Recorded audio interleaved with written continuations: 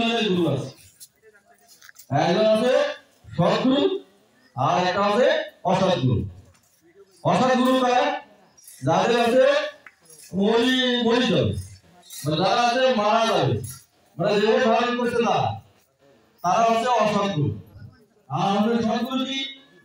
পরমাত্মা যে আছে, আমাদের ভিতরে যে পরমাত্মা আছে, পরমাত্মা হচ্ছে আমাদের সৎগুরু। তাই আমাদের সেই জন্য গীতা আমাদের যে ক্ষেত্র বুঝবে, সেই জন্য আছে মানে দুই ধরনের গুরুর কথা আছে বলছে। মানে কি কি গুরু? এখানে গীতা আছে 24 এবং 25 ক্ষেত্র মানে 13তম অধ্যায় আছে।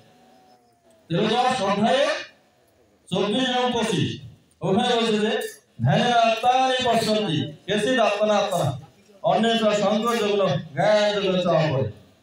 বা কেউ আছে নিজেই নিজেকে দর্শন করতে পারে, কেউ আছে নিজেকে ধ্যানের দ্বারা দর্শন করতে পারে, মানে এটা কারো সহযোগিতার প্রয়োজন নাই। কেউ কেউ কর্মযোগ এবং জ্ঞান যোগের মাধ্যমে নিজেকে দর্শন করে। তাই জন্য ধ্যানের আত্মানি পশ্যন্তি কেচিৎ আত্মনা আত্মনা অন্যের সংকট যোগ্য জ্ঞান যোগ্য অপরে। তাই তারা নিজেকে দর্শন করতে পেরেছিলেন। কেউ বলতে পারবেন নিজেই নিজেকে দর্শন করতে পেরেছিলেন। এদের কোনো মানুষ গুরু ছিল না, দেহদায়ী কোনো গুরু ছিল না। তারপরে তারা হচ্ছে ভগবানের কৃপা লাভ করেছেন। মানে যারা আমাদের গুরু ছিল সবাই হচ্ছে দিব্য গুরু। বুঝতে পারবেন? তাহলে আমরা আপনাদের সবাই হচ্ছে ধ্রুব এবং কোলা দুজনের নাম শুনছি।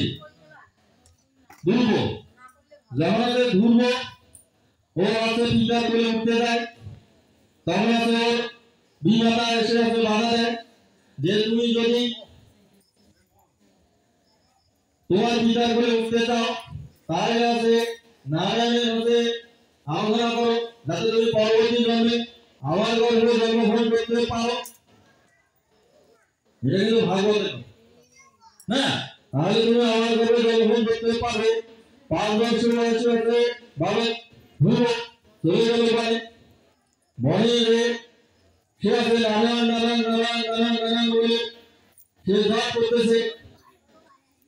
এখন তারপরে গরু নাই, কিছু নাই, কোনো মানুষ গরু নাই, ছিল কি? কোনো মানুষ তাকে দীক্ষা নিয়েছিল না?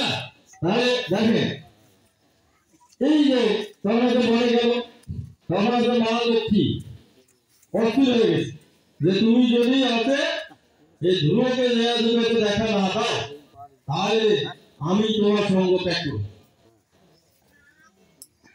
যে আমার সন্তান খুবই কষ্টে আছে, খুবই কষ্টে আছে, তাহলে তুমি তাকে আছে দেখা দাও। ভগবান বলে আপনার হচ্ছে দীক্ষা হয় না, তাকে আমি কিভাবে দেখা দেই?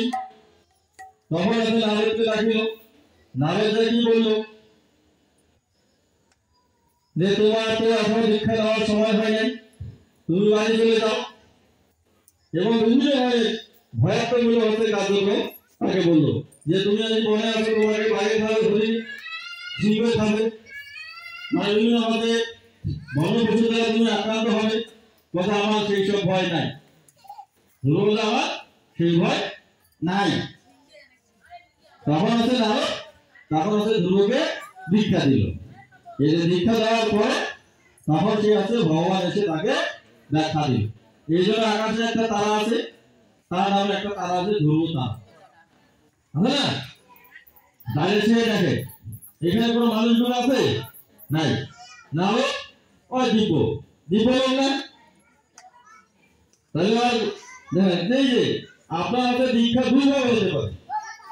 মানুষ এসে আপনার দীক্ষা দিতে পারে, নাও দিতে পারে, কিন্তু আপনার হাতে দৈবিক হয়ে আপনার দীক্ষা সম্পূর্ণ হয়ে যেতে পারে, যেমন ধ্রুব হয়েছিল।